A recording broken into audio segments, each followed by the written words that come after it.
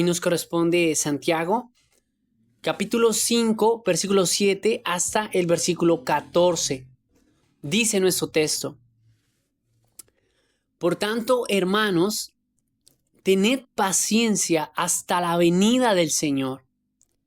Mirad cómo el labrador espera el precioso fruto de la tierra, aguardando con paciencia hasta que reciba la lluvia temprana y tardía.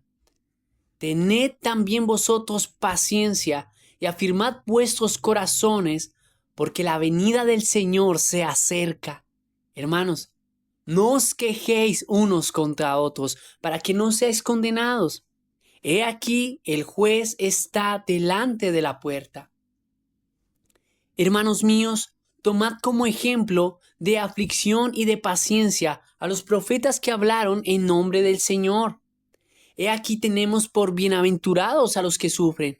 Habéis oído de la paciencia de Job y habéis visto el fin del Señor, que el Señor es muy misericordioso y compasivo. Pero sobre todo, hermanos míos, no juréis, ni por el cielo, ni por la tierra, ni por ningún otro juramento, sino que vuestro sí sea sí y vuestro no sea no, para que no caigáis en condenación. ¿Está alguno entre vosotros afligido? Haga oración. Mis hermanos, he titulado esta enseñanza Mi paciencia es Cristo.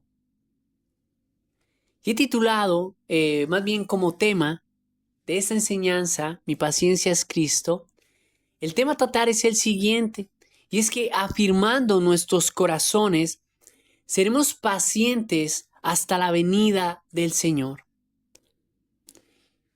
Miraremos esta enseñanza en 3 puntos. Como primer punto, ¿hasta dónde ser paciente? He traído de la línea del versículo 7 que dice: tened paciencia hasta la venida del Señor.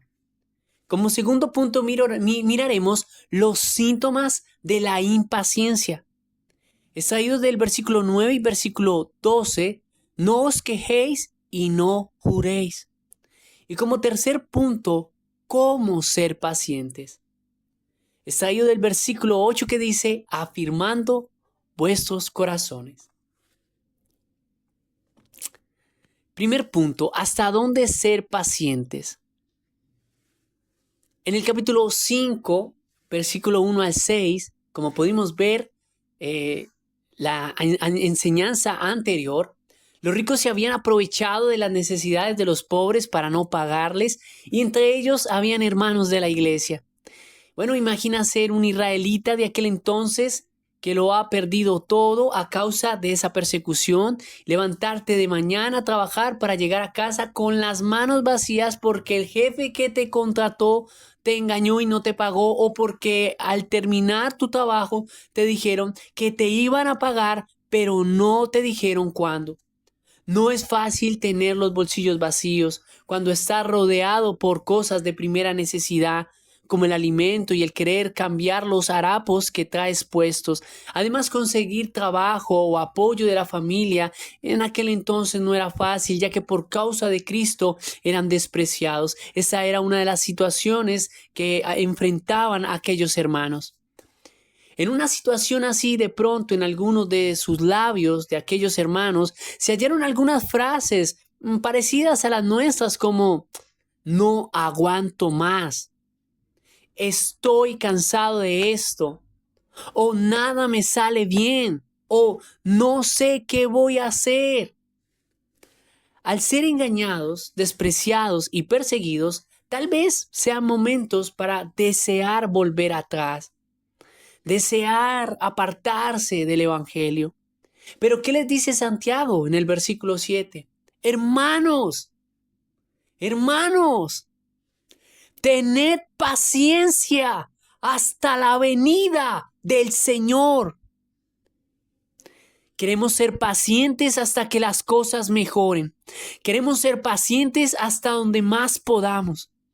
Consideramos que toda espera tiene un límite. Expresiones como me rebosó la copa o se me agotó la paciencia son palabras como dichos que creemos que están bien. Pero el Señor nos da una mirada distinta, una cosmovisión diferente al decir, hermanos, tened paciencia hasta la venida del Señor. Ahora te pregunto, mi hermano, si estás a punto de decir no puedo más, la pregunta que el Señor te hace por medio de este texto es, ¿hasta dónde debes tener paciencia? La respuesta que debe brotar en tu corazón es, hasta la venida del Señor. Enseguida Santiago les dice, mira cómo el labrador espera el precioso fruto de la tierra, aguardando con paciencia hasta que reciba la lluvia temprana y la tardía. Tal vez de lo que menos querían escuchar aquellos hermanos era sobre la agricultura, porque los habían contratado para una labor de campo y no les habían pagado. Pero lo que Santiago quiere que entiendan es que así como el agricultor, como ellos lo han hecho, no pueden poner su esperanza en lo que han sembrado con sus manos, sino que necesitan de la lluvia del cielo para que su cosecha dé fruto, dándoles a entender con esto que la paciencia es algo que se cultiva y que debemos trabajar en ella, pero que ésta solo dará fruto cuando ponemos la mirada en el cielo, pues se necesita que aquella siembra dé fruto por aquellas aguas que vienen de los cielos. Una vez más, el Señor lleva a su iglesia a no poner la mirada en las cosas de la tierra o en las que nuestras manos o en lo que nuestras manos puedan hacer, que sin importar que la vida duela y cuán fuerte ésta nos pueda golpear, debemos mirar hacia arriba. De eso se ha tratado esta carta, de mantener tu fe viva que mira hacia el cielo. ¿Por qué mirar al cielo? Porque toda dádiva y don perfecto desciende de lo alto del Padre de las luces, como lo ha dicho el capítulo 1, versículo 17. ¿Por qué mirar al cielo? Porque allí está la sabiduría que viene de lo alto, que es primeramente pura, como lo muestra el capítulo 3, 17. ¿Y por qué mirar al cielo? Porque sobre las nubes del cielo vendrá nuestro Señor, pues tened paciencia hasta la venida del Señor. Capítulo 5, versículo 17. Amado hermano, hasta allá debe extenderse nuestra paciencia. De hecho, cuando el texto dice que el agricultor está aguardando con paciencia hasta recibir la lluvia temprana y la tardía, ese aguardar con paciencia se refiere en el griego a tener largura de espíritu, es decir, un alma que se extiende hasta el cielo, se extiende hacia un futuro, que mira más allá de este presente porque se ha aferrado a la venida del Señor. El problema nuestro es que somos de espíritu corto y miramos el mañana incierto que nos trae incertidumbre, mas el futuro, mis hermanos, debe estar en Cristo, que no trae incertidumbre, sino trae paz. No seamos de vista corta, sino de vista larga que se extiende hasta el cielo.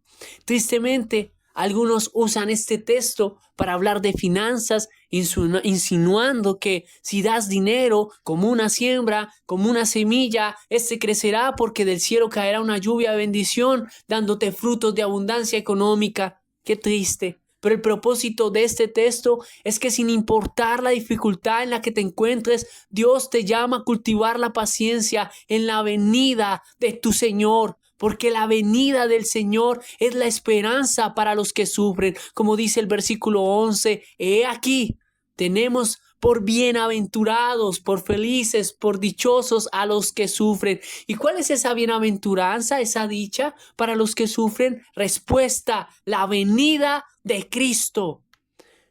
Porque nada en este mundo apaciguará las aflicciones del creyente, solo la venida de Cristo. Porque una sola gota de su gloria en aquel día será suficiente para desaparecer todas nuestras aflicciones. Como dice 2 de Corintios, capítulo 4, versículo 17 hasta el 18. Porque esta leve tribulación momentánea produce en nosotros un cada vez más excelente y eterno peso de gloria, no mirando nosotros las cosas que se ven, sino las que no se ven, pues las que se ven son temporales, pero las que no se ven son eternas. Por tanto, hermanos, tened paciencia hasta la venida del Señor.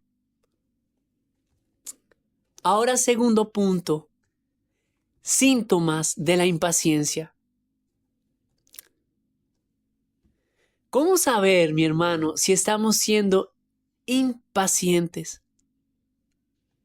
El Señor nos muestra en el versículo 9 que uno de los síntomas de la impaciencia es la queja. Hermanos, no os quejéis unos contra otros. Vaya síntoma de la impaciencia, la queja. A los hermanos de Jerusalén no les estaban pagando en sus trabajos y a otros les estaban reteniendo el sueldo. Además, estaban expuestos a ser arrastrados a los tribunales por los ricos para matarles. Tal vez las quejas eran uno trabajando todo el día para que no le paguen. Y el otro hermano diciendo, y el jefe con tanta plata y no es capaz de pagar. Otro dice, a mí me dijo que me iba a pagar en estos días. Otro dice, mejor no se atenga a eso. Ese hombre no paga. Yo le trabajé hace mucho y me quedó debiendo. Las quejas siguen y siguen. Que otros con decepción añade, y uno con tanta necesidad, andando con solo 2 mudas de ropa, esta y la otra es esta. Los comentarios pueden llegar más lejos, como las quejas de los israelitas en el desierto, que cuando no había comida se quejaban diciendo, mejor era estar en Egipto que morir de hambre. Comentarios similares se pueden decir en momentos similares, expresiones como, mejor me iba cuando estaba en el mundo que ahora que soy cristiano. Las quejas son los síntomas de la impaciencia. La Reina Valera define queja como angustia. Una persona puede decir, yo estoy tranquilo esperando en el Señor, pero por dentro está angustiado, está intranquilo. No puede parar aquellos pensamientos que le preocupan. Aún en las noches no puede dormir por la incertidumbre de lo que le pueda pasar o de lo que le puede suceder. Puede decir a los demás que está tranquilo, pero su corazón no lo está. Está angustiado, agitado desde lo más adentro. Piensa y piensa creyendo solucionar algo, pero no soluciona nada.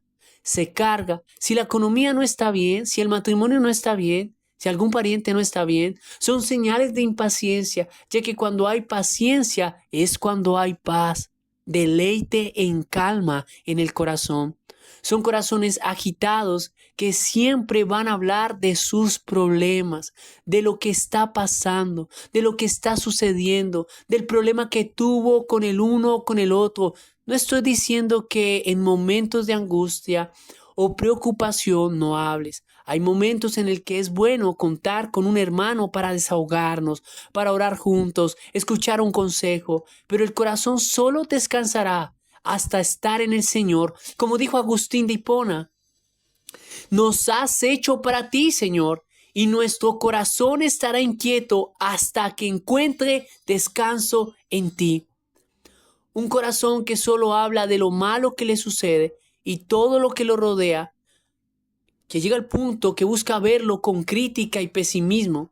Déjame decirte que si ves la vida como una pantalla de blanco y negro, es porque no la estás viendo con los colores vivos de la gracia de Dios, el rojo vivo de su sangre que te da la fuerza para vivir la vida con esperanza y paz. Sin paz no hay paciencia.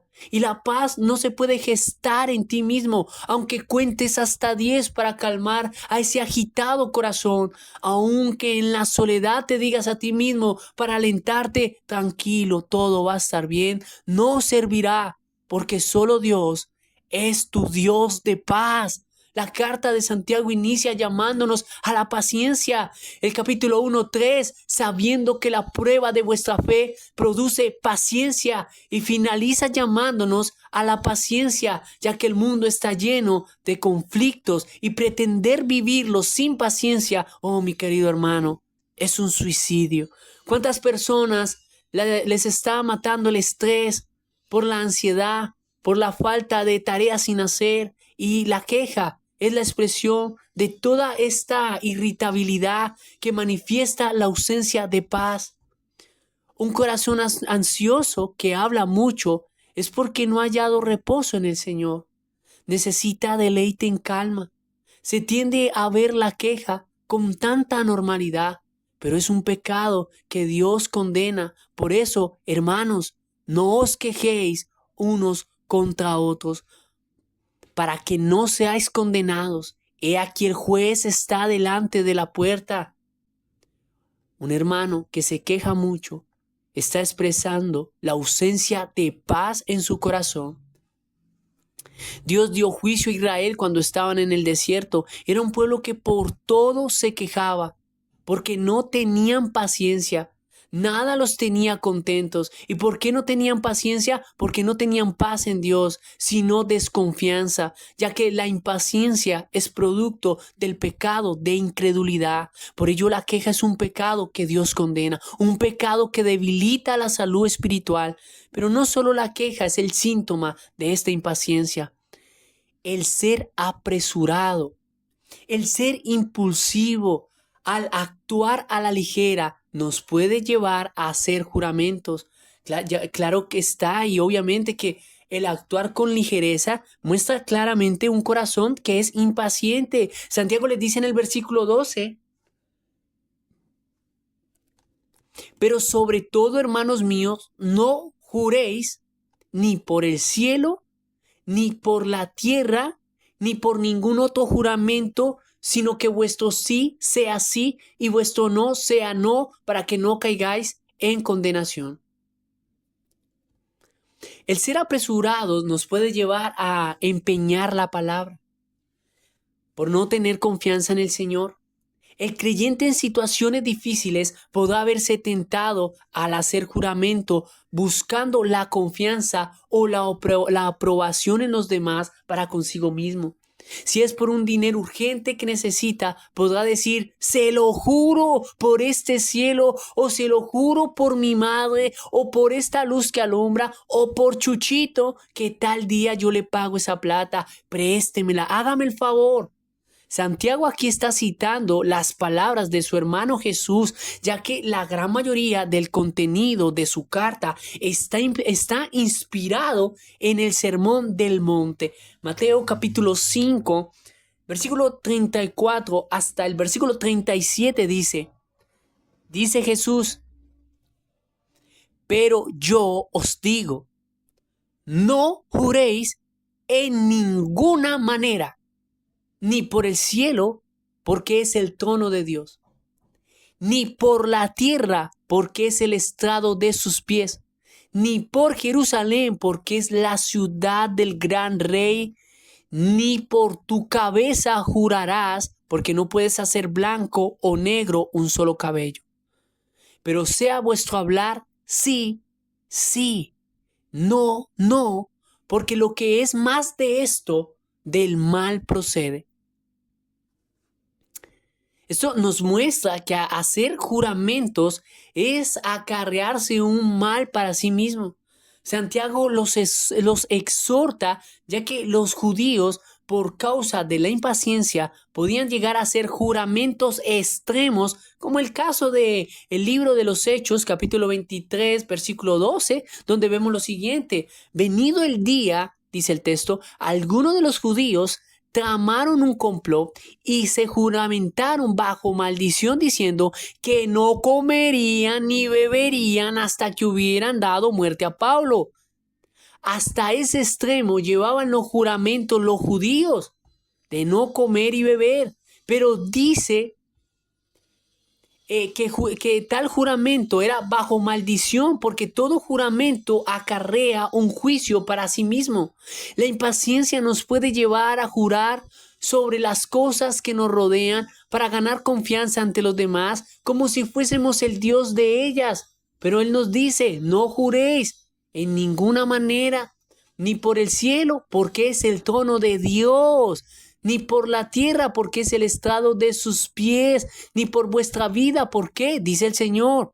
Ni por tu cabeza jurarás, porque no puedes hacer blanco o negro un solo cabello, porque nada es nuestro. Aún nuestra vida le pertenece al Señor.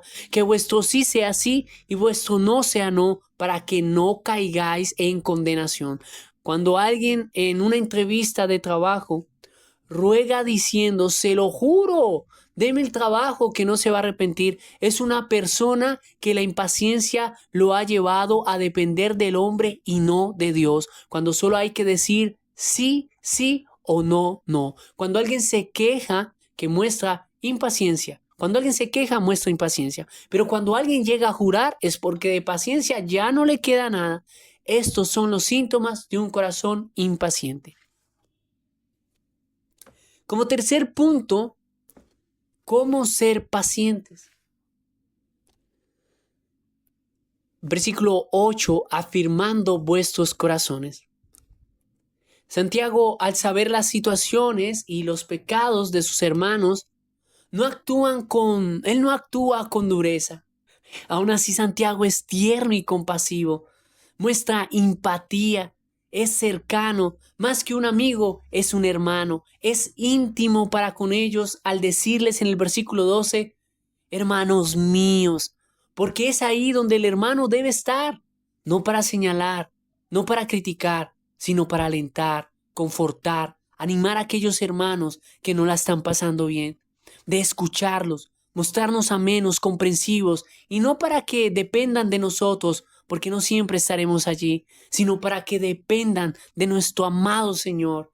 Y Santiago los alienta en el versículo 8 al decirles: tened también vosotros paciencia y afirmad vuestros corazones. En el griego se lee: tengan largura de espíritu. También ustedes hagan fijamente a los corazones de ustedes, porque la presencia del Señor se ha acercado.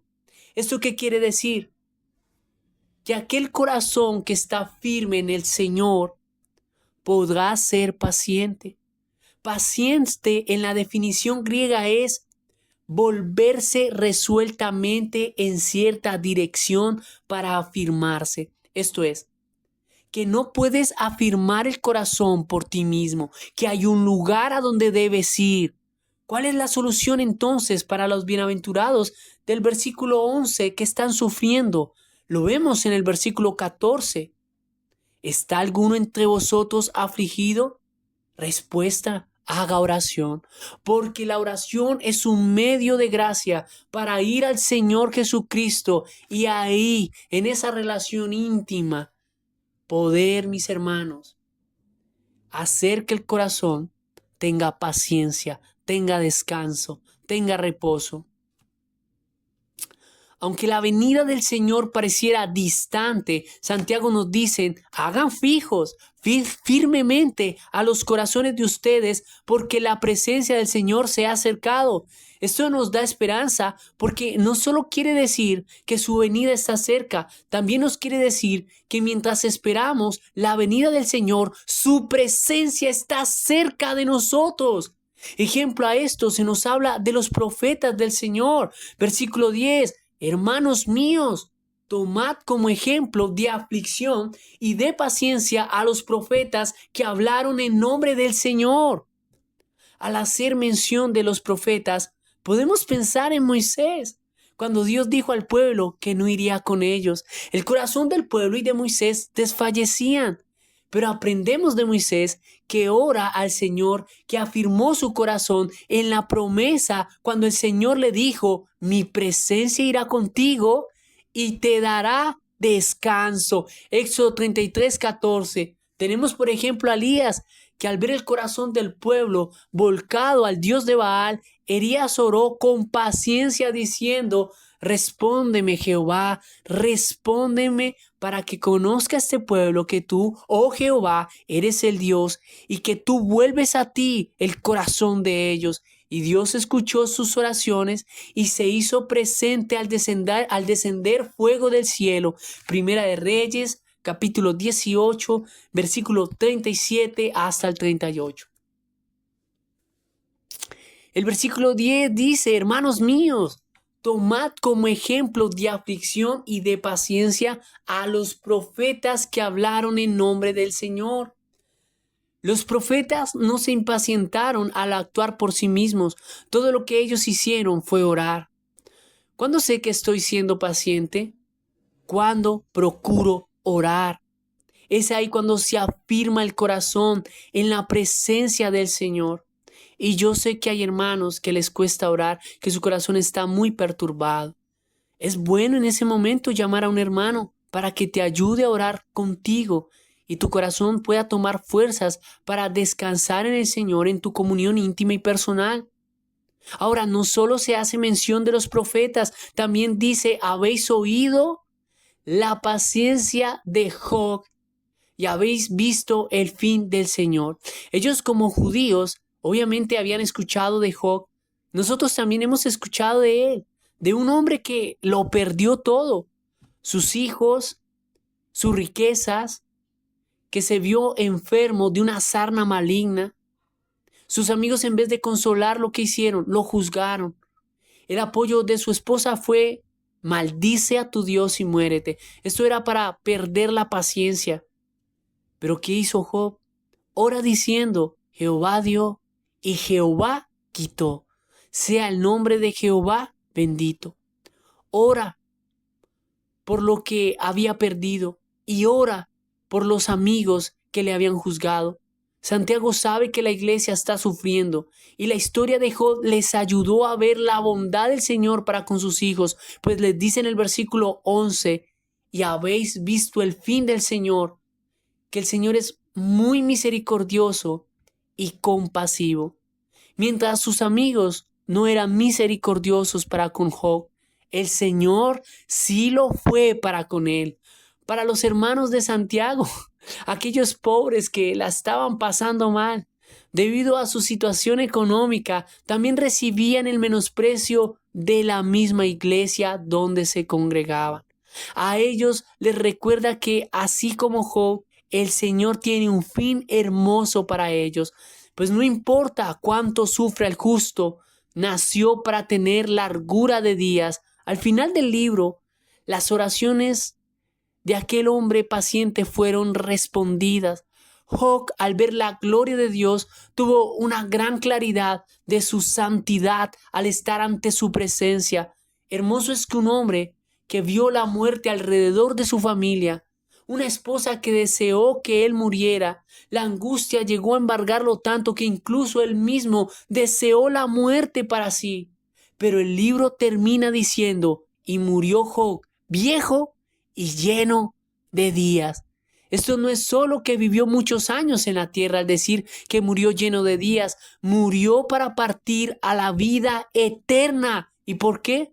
Porque el Señor es muy misericordioso y compasivo. Por ello Dios nos dice por medio de Santiago que nuestra esperanza no está en esta tierra, está en la venida del Señor, porque en Él está nuestra largura de días.